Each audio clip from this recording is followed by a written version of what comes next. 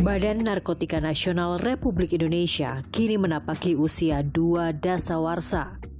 Resmi berdiri berdasarkan keputusan Presiden nomor 17 tahun 2002, BNN bertugas dalam upaya pencegahan dan pemberantasan penyalahgunaan dan peredaran gelap narkotika atau P4GN. BNN lahir dari sejarah panjang perang melawan narkoba di Indonesia sejak tahun 1971. Lahirnya Undang-Undang Nomor 35 Tahun 2009 telah menandai babak baru BNN dalam upaya penanggulangan narkoba di Indonesia. Melalui undang-undang tersebut, BNN RI diberikan kewenangan penyelidikan dan penyidikan tindak pidana narkotika dan prekursor narkotika.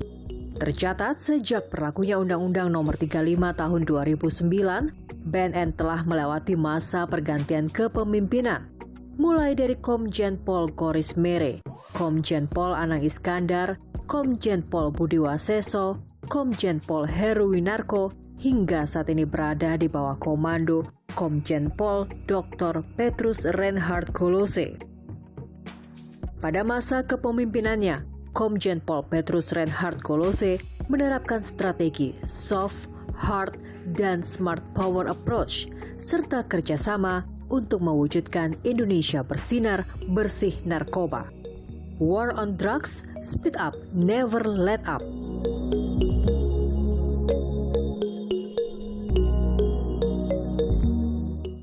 Pemirsa, Badan Narkotika Nasional atau disebut dengan BNN Republik Indonesia baru saja merayakan hari ulang tahun ke-20 tanggal 22 Maret 2022. Dan bagaimana kiprah BNN selama 2 dasawarsa ini serta bagaimana visinya ke depan, saya Agustin akan berbincang-bincang dengan Kepala BNN Republik Indonesia, Komjen Pol Dr. Petrus Reinhard Golose. Apa kabar Bapak? Baik, bagaimana kabar juga untuk Agustin?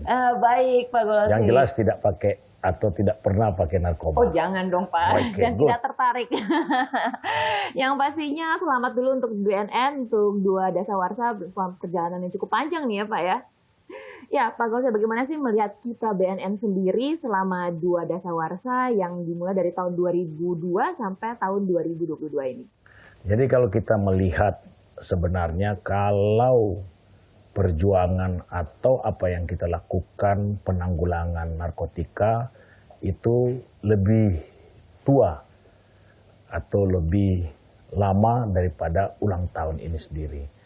Tapi karena setelah saya menjabat juga sebagai Kepala BNN RI, saya melihat kita hanya memperingati Hari Anti Narkotika Internasional. Tetapi kita sendiri tidak merayakan hari ulang tahun BNN itu sendiri. Padahal penuh dengan atau boleh dikatakan sejarah yang panjang. Kemudian saya membentuk tim untuk menemukan, mencari, dan tentunya lakukan research itu bagaimana sampai dengan ada organisasi ini dan secara legalnya. Kemudian tim itu bergerak, kemudian masih banyak dan rata-rata masih ada tokoh-tokoh yang ada, mulai dari Komjen Purnawirawan Ahwi Lutan, Jenderal Dai Bahtriar, kemudian banyak sekali Komjen Goris Mere dan sebagainya, banyak sekali pendahulu-pendahulu. Kemudian dari tim ini kita lihat dan diputuskan, saya sendiri tanda tangan bahwa sejak 2002, jadi sesudah reformasi, itu masih namanya dengan Badan Koordinasi. Nah, kemudian kita ambil itu sebagai ulang tahun berdirinya BNN sebagai institusi. Tetapi semangat untuk counter drugs ini sudah ada sejak lama. Dan tentunya ini juga kita apresiasi. Tapi yang dirayakan tentunya berkaitan dengan hari ulang tahun daripada Badan Narkotika Nasional Republik Indonesia.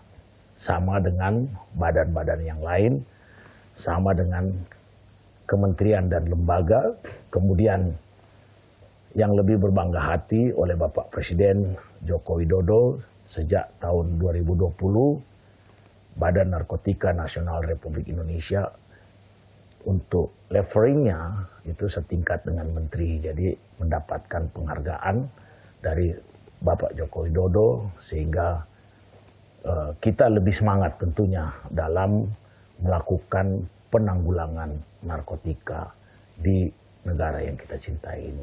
Sebuah apresiasi yang membanggakan dan tentunya membuat lebih semangat lagi ya, Oh Pak. ya, tentunya karena organisasi ini kan kita juga harus memotivasi termasuk para personil yang ada di dalamnya. Prestasi tertinggi apa sih yang sudah diraih dalam rangka menanggulangi narkoba di Indonesia? Jadi kalau kita lihat prestasi dalam rangka pemberantasan, kalau lihat secara kuantitas, kita bisa melakukan pemutusan jaringan-jaringan yang masuk ke Indonesia, bandar-bandar yang besar dengan kuantitas, misalnya tahun lalu itu kita sampai dengan 3,5 ton, kemudian sebelum-sebelumnya dengan jutaan butir ekstasi. Tapi bagi saya yang paling penting adalah bagaimana kita menekan peredaran gelap narkotika dan menyembuhkan, ini yang paling penting, menyembuhkan para pecandu narkotika. Apakah ini menjadi visi Bapak dalam memimpin BNN? Kalau saya melaksanakan tentunya kita yang saya canangkan yang disebut dengan war on drugs. War on drugs ini pesan sebenarnya, pesan baik di dalam negeri maupun ke jaringan narkotika di luar negeri. Kenapa? Dalam bahasa Indonesia tentunya perang melawan narkotika. Ya, kunci bagaimana kita bisa menekan peredaran gelap narkotika dan bisa merehabilitasi itu. Apabila masyarakat yang kita tahu bersama bahwa narkotika ini dia adalah victimless crime. Victimless crime itu dia pelaku, dia juga korbannya. Dia korban, tapi dia juga pelakunya. Itu tentang. Jadi ini holistik dan juga kompleks sekali nih ya. Amat sangat. Oke. Pasti Bagolse banyak sekali tantangan juga yang dihadapi oleh BNN. Tapi nanti kita akan lanjutkan lagi ya bincang-bincang kita. Dan pemirsa jangan kemana-mana karena kami akan segera kembali setelah yang satu ini.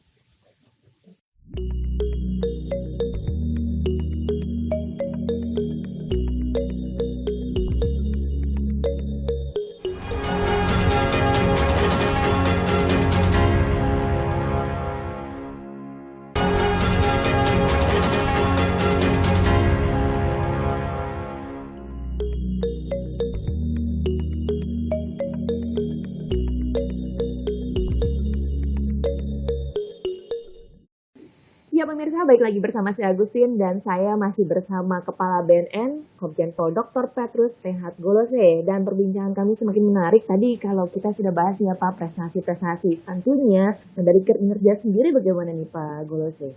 Apa dari tingkat nasional maupun dari tingkat daerah, kinerja BNN sendiri dalam menanggulangi? Jadi BNN kita adalah organisasi vertikal. Kita juga adalah leading institution, jadi leading institution dari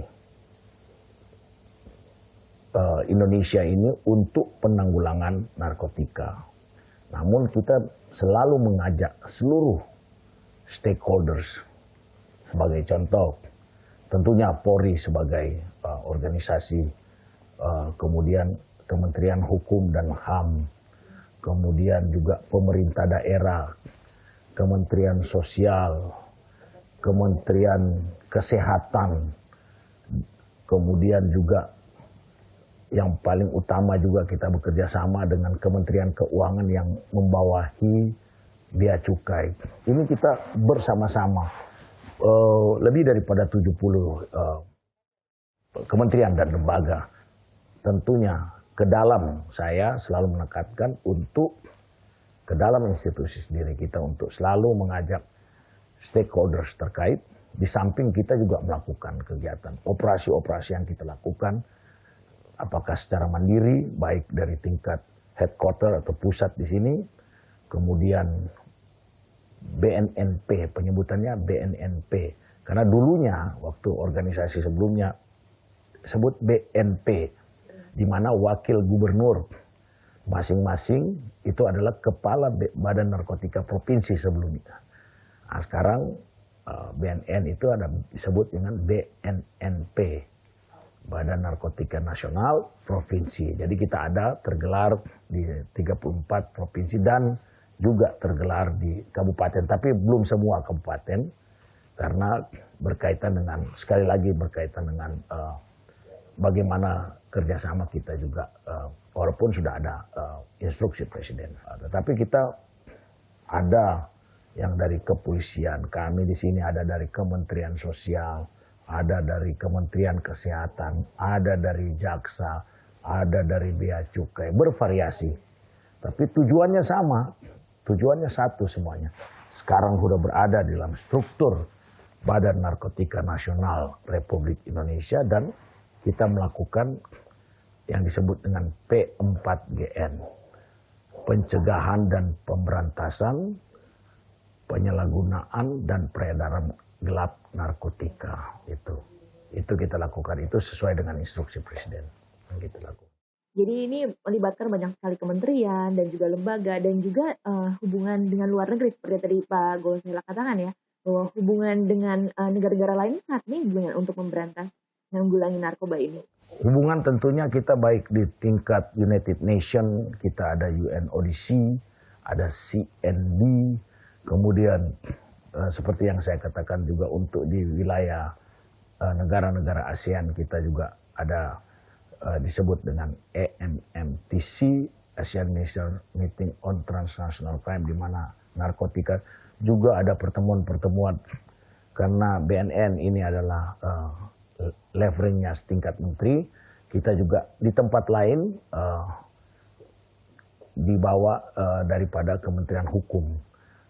Kita di Indonesia lebih tinggi lah derajatnya sedikit. Wah, ini sebuah kehormatan ini ya. Kehormatan, tapi ya. ini juga merupakan amanah ya, yang saya lihat merupakan sesuatu yang harus kita jalankan lebih berat dengan tingkat kesulitan yang amat sangat perlu kita waspadai karena masuk di segala lini.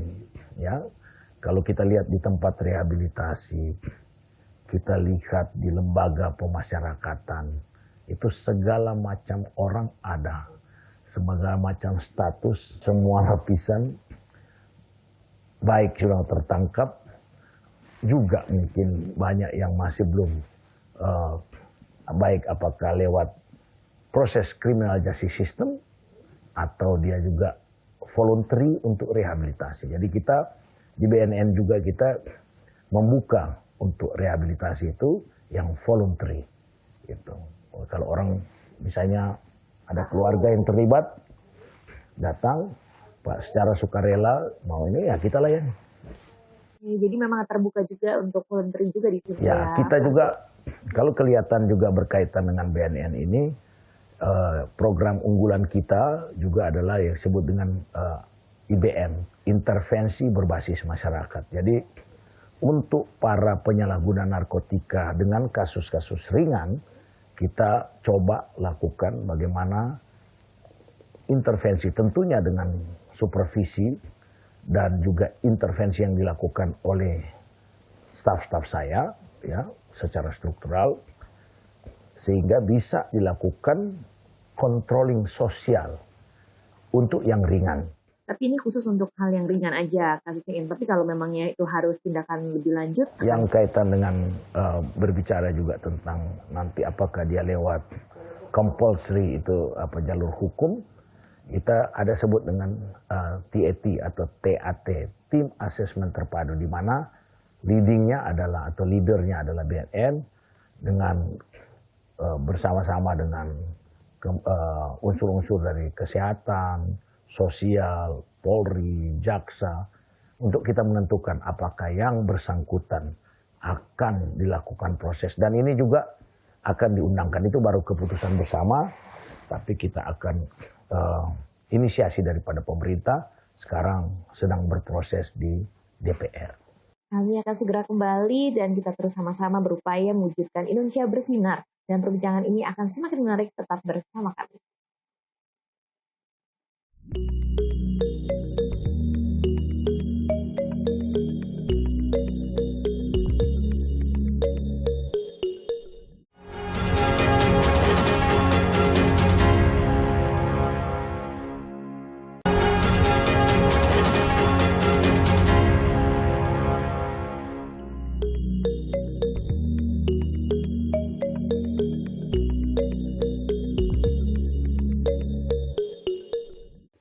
Ya pemirsa, baik lagi masih bersama saya Agustin dan juga Kepala BNN Republik Indonesia, Komjen Pol Dr. Petrus Reinhard Golose.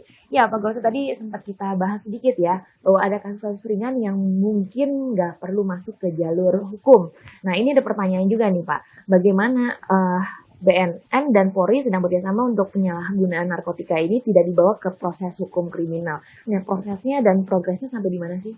Sesuai dengan Undang-Undang Nomor 35 tahun 2009 untuk penyalahguna itu direhabilitasi.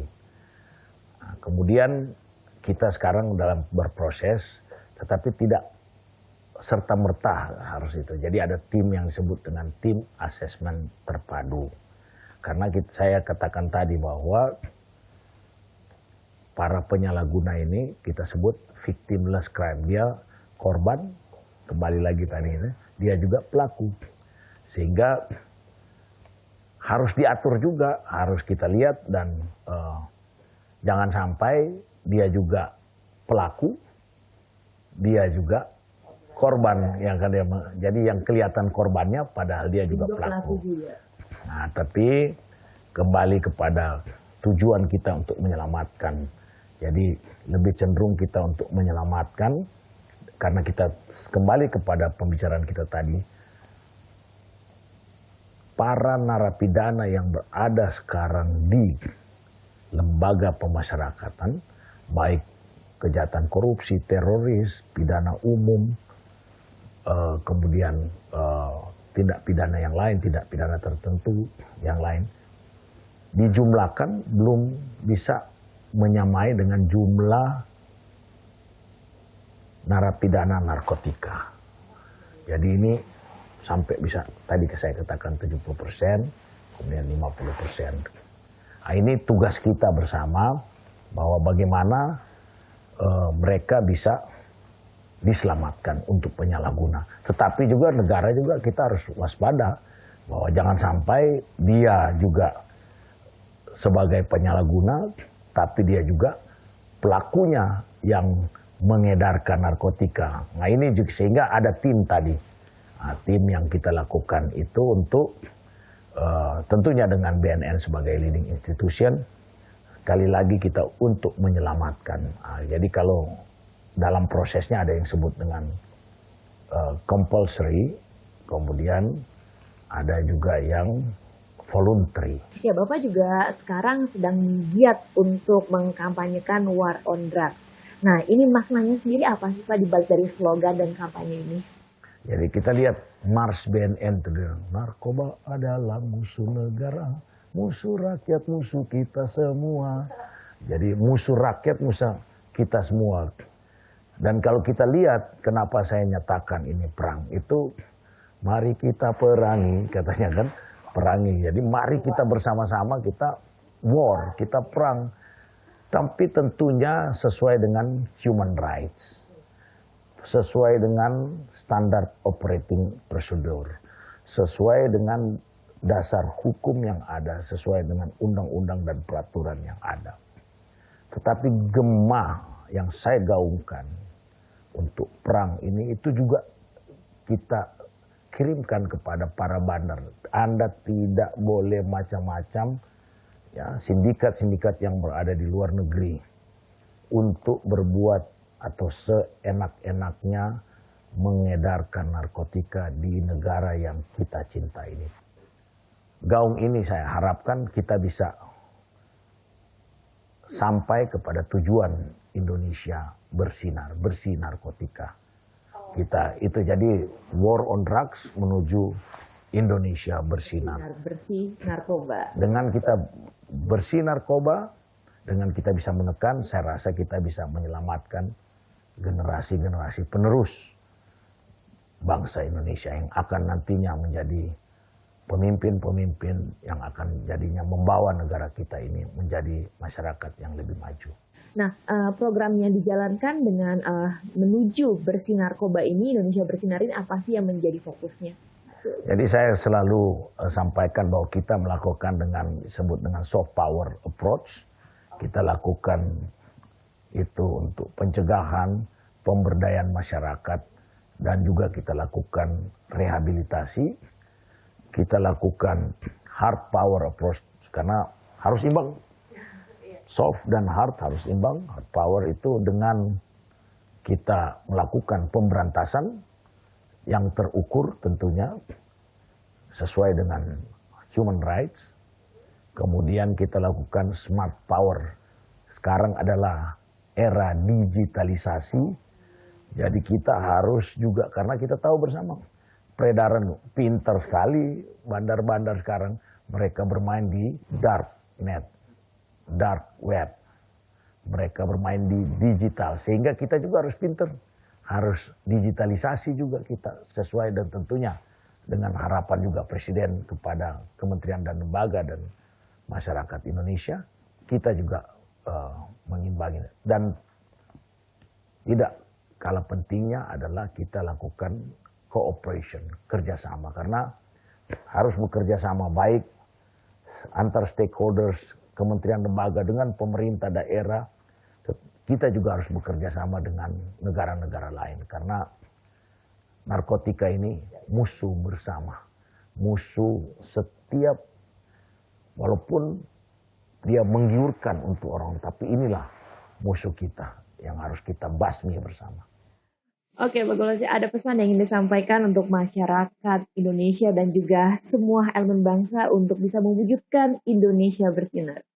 Dalam memperingati Hari Ulang Tahun BNN RI yang ke-20 sebagai Kepala Badan Narkotika Nasional Republik Indonesia, saya mengucapkan terima kasih atas dukungan dari seluruh pengampu kepentingan, seluruh stakeholders, terlebih kepada masyarakat.